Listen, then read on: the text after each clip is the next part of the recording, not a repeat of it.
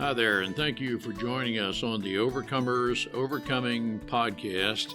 We feature those who are in the process of overcoming or have overcome any type of life encounter, life obstacle that at the time seemed to be almost insurmountable. With this podcast, we have three objectives in mind. Our first objective is we want you to know with a confident resolve you are not alone.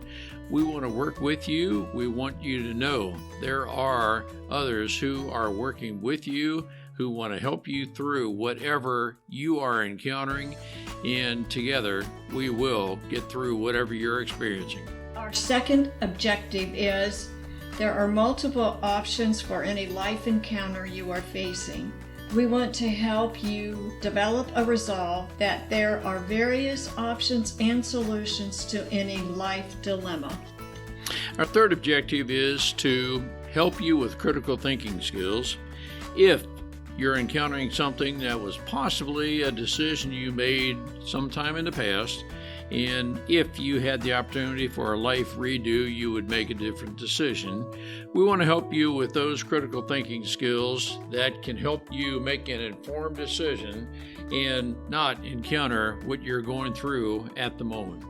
We are the Cooper Culture, a veteran-owned business. We work with business personnel and families to develop and sustain connected relationship cultures within their families and organizations. That type organization is one where people feel wanted, appreciated, and genuinely a part of that organization. I'm with my wife and business partner, Marty, who is helping me facilitate this podcast.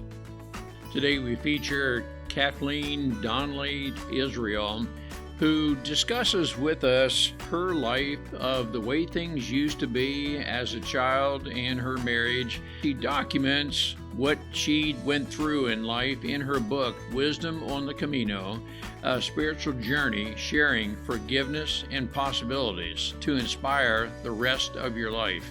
Through this book, through the podcast, she discusses, without dwelling on, her past, the childhood, her marriage. As a 70-year-old woman, she discovered life by walking the Camino Santiago de Compostela. Through this process, she was able to discover some things about herself and relieve herself of some anxieties of the past, and she's passing on her experience to other people. Marty, what are some takeaways our listeners can gain from Kathleen? What I learned from her during this walk and talking to other people about their issues, she learned how to get rid of her hurts. And Marty, it's a very important, not just concept, but many of us tend to carry our hurts with us. Let's listen to Kathleen and learn how she was able to rid herself of the past, of the hurts she had been carrying, and through her process, she was able to lead a new life. Let's listen and learn together. Kathleen, it is really good to have you with us. Our listeners are going to be very interested in your book, The Wisdom on the Camino, your life of having overcome childhood abuse, in your life of caring for your husband and Parkinson's disease. Kathleen, we're very interested in your life experience and things we can learn through and from you. Thanks for joining us. Thank you. I'm so happy to be here. Kathleen, tell our listeners your book, what you wrote about, and it's part of your life history, I believe.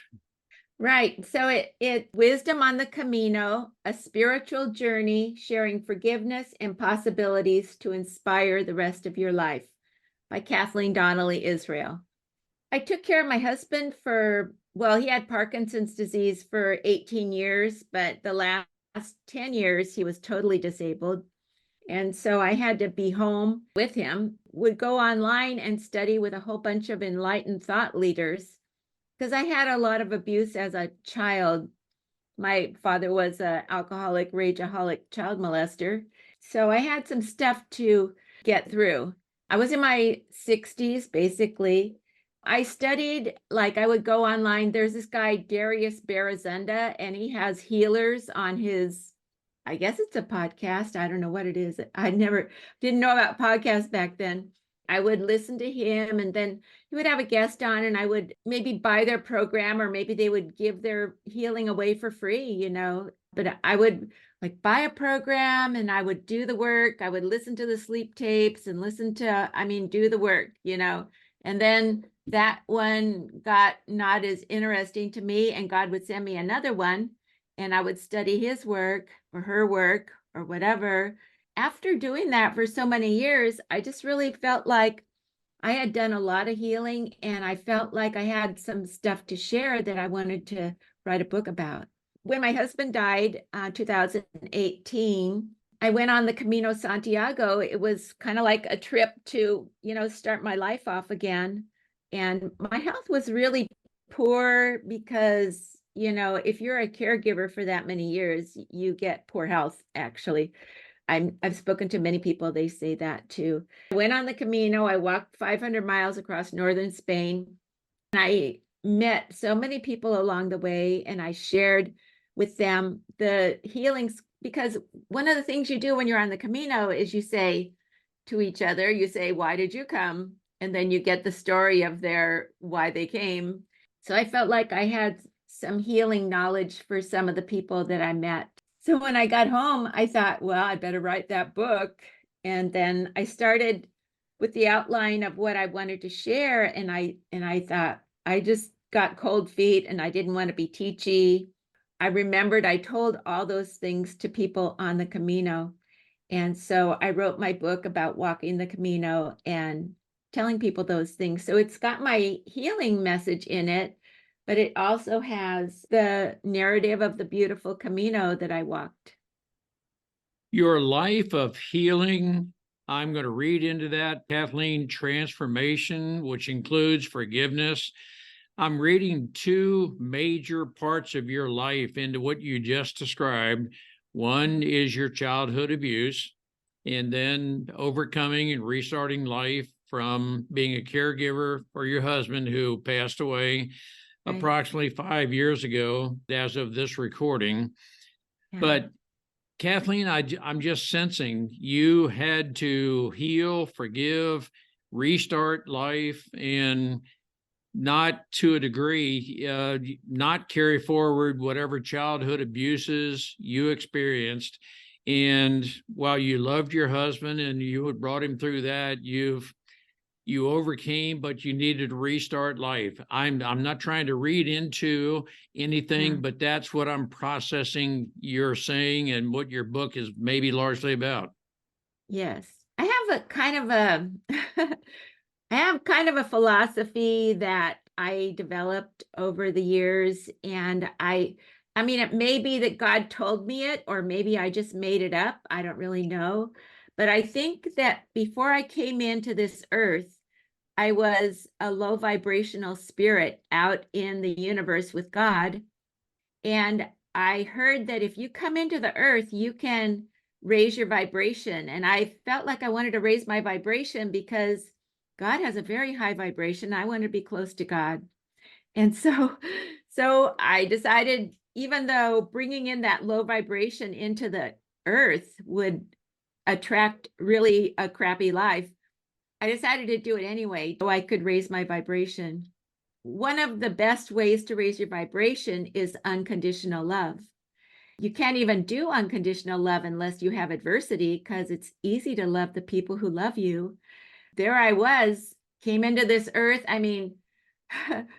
Like even before I was born, I was attracting really terrible stuff because my father accused my mother of getting me with somebody else, which was ridiculous.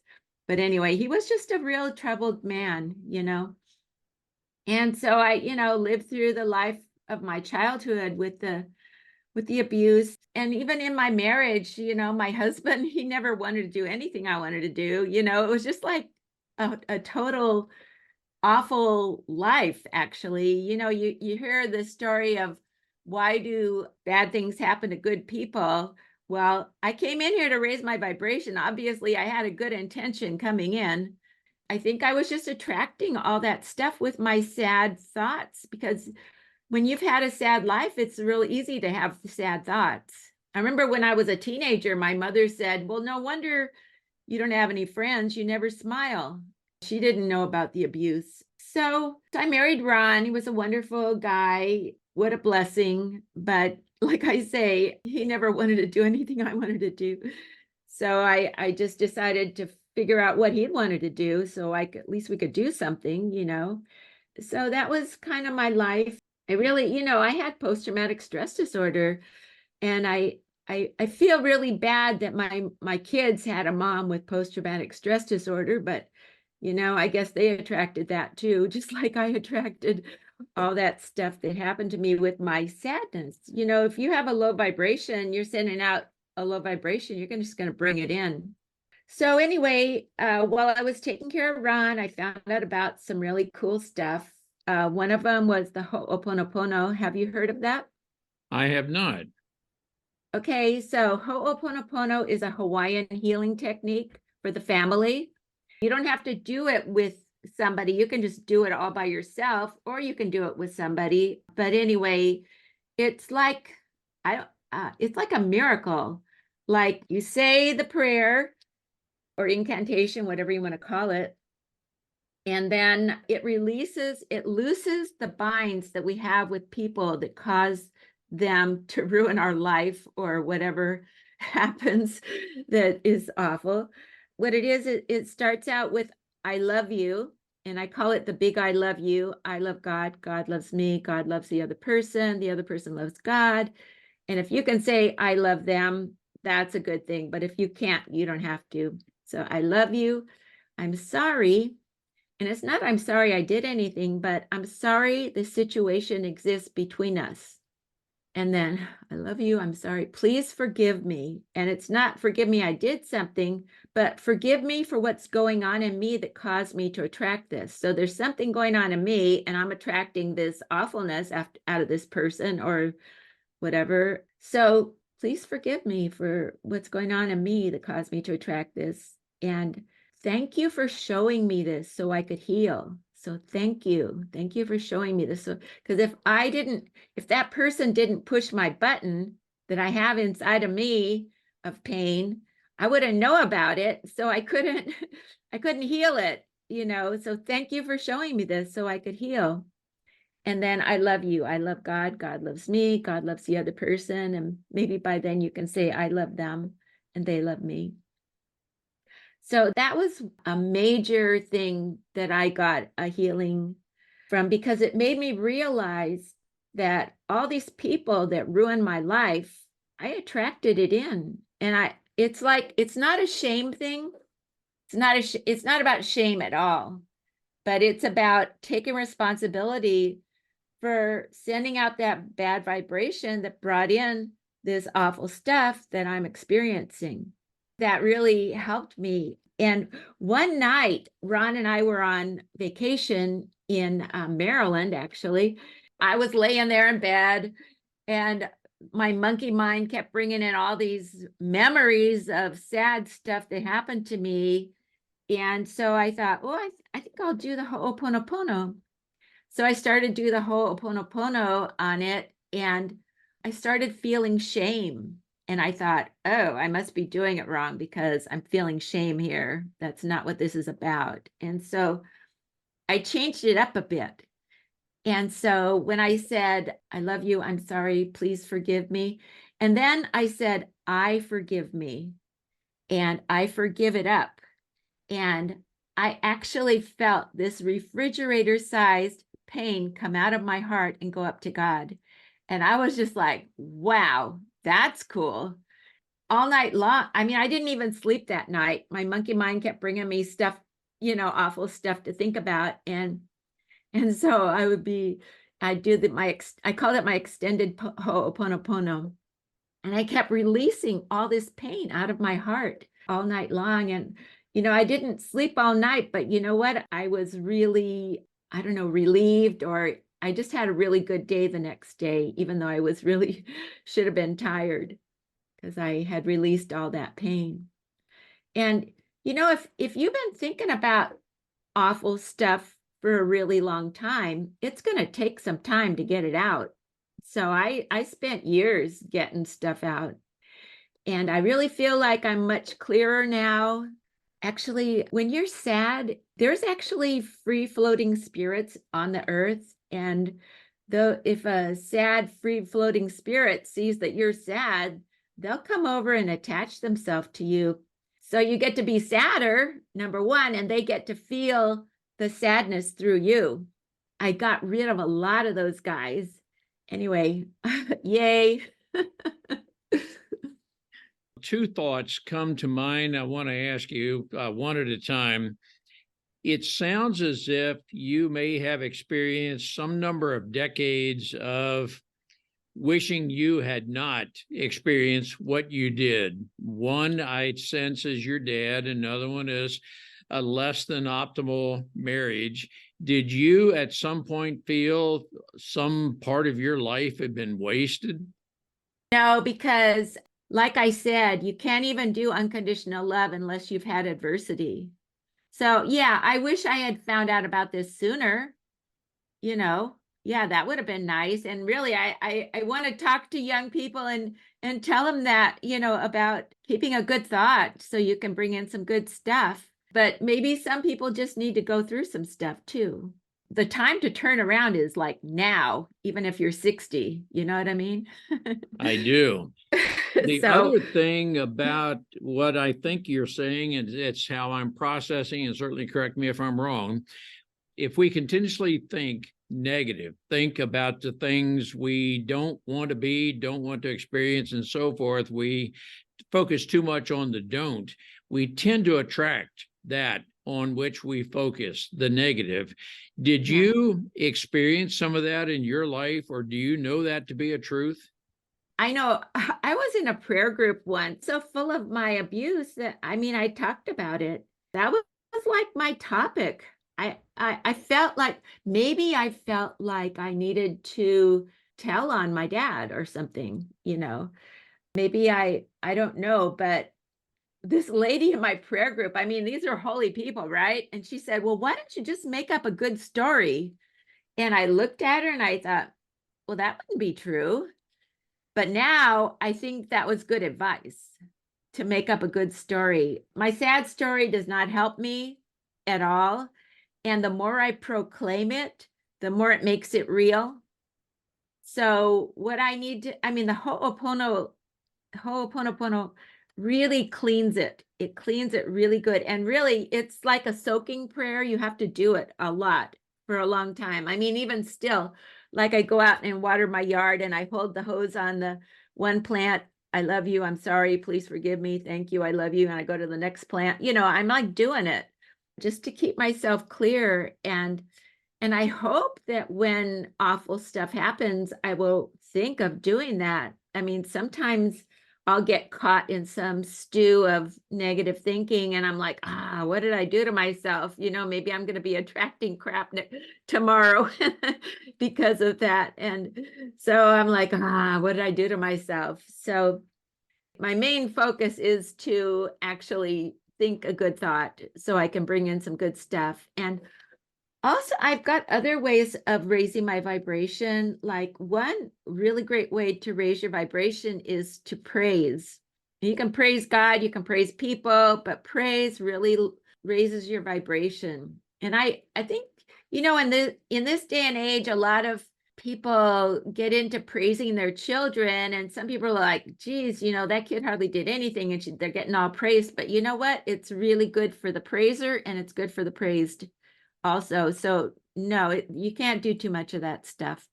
Just imagine good things. I like if I like say something and it's really negative. And my girlfriend used to say cancel and then think of a good thing, to bring some good stuff in, because I just don't want to be there anymore. I don't want to be in that sad place anymore. I was an accuser. And the thing is, when you take, I feel much better not being a victim. Like before I was a victim, I'm not a victim anymore because I'm taking responsibility for having brought that in, not in a shame way, but in a, yeah, this is what happened way type of thing. It's not shame, taking responsibility. If bad things start happening, I'm like, what was I thinking? How did I bring that in? And so anyway, yeah. So, is it your experience that if you're thinking negative thoughts, low vibration, whatever term a listener would use, it Right. is therapeutic to verbalize it, which is a release to get rid of that low vibration, to get a higher vibration? I'm going to use the term, I'm thinking synonymously, high vibration, positive thoughts are synonymous terms. But do we sometimes have to verbalize the negative to get rid of it, to think more Well, positive? in a therapeutic situation, I imagine that maybe that is a good way to go. I really did not do any healing because I went to a shrink for years and that did not heal me. But when I did the Ho'oponopono and got rid of that negative stuff out of me, I really felt better. And realizing that I created the negative stuff in my life has really helped me. I mean, not in a shame way, though, because it helped me be more happy. I believe we make our life. And if we over and over again talk about our sadness, it makes it more real. That's what I have found. I don't want to mess up the therapy industry. I think getting it out maybe one time. I mean, there's a guy, his name is Hal Elrod. I don't know if you've heard of him, but what he says is he allows himself, I don't know how many minutes, maybe 5 minutes of grief. And then he goes on to living his happy life. He allows that for himself. So maybe 5 minutes of, well, I mean, after you figure out what happened, I mean, sometimes we don't even know what happened when we're in pain. I don't think it didn't help me. And it seems like it would be a kind thing to listen to somebody talk about their sadness. When I hear somebody talk about their sadness, because I've been there, it just hurts me so much. You don't want to shut them down. They're vulnerable, but I don't think it helps them. If I can find a way to help that person think of good thoughts, then I would certainly do that instead of letting that perpetuate. Because I did not know that. I didn't know. I thought telling my story was the truth and I was into the truth, but it kept me where I was. And my monkey mind brain knew exactly what to think about all the sad things that ever happened to me. I think it's important to not do that, but like I say, people are lost in their pain, and can we find them? Can we help them out? I think maybe it's a good idea to do that. I'm not an advocate of dwelling on the past, the negative. I'm not an advocate at all of that. But for some people, it may be good to just spend a little bit of time to release, Right. acknowledge, just do nothing more than acknowledge, to release the past with a conscious effort to put more positive in to outweigh, if that's the right term, the negative that we're thinking. Is that part of what the Ho'oponopono is? I don't think so. We can acknowledge if you're thinking of a bad experience and we do the Ho'oponopono on it, obviously we're thinking of the bad experience, right? And then I love you. I love you is like so important. I'm sorry this happened. Obviously, with a good heart, I am sorry this happened. Please forgive me for what's going on in me that caused me to attract this. I think that's a major component that victims will not like to acknowledge if they want to be a victim. But if they realize that they're not a victim, I mean, I prefer not to be a victim. I don't know. Maybe that's just kind of hard to get your mind around, a victim person.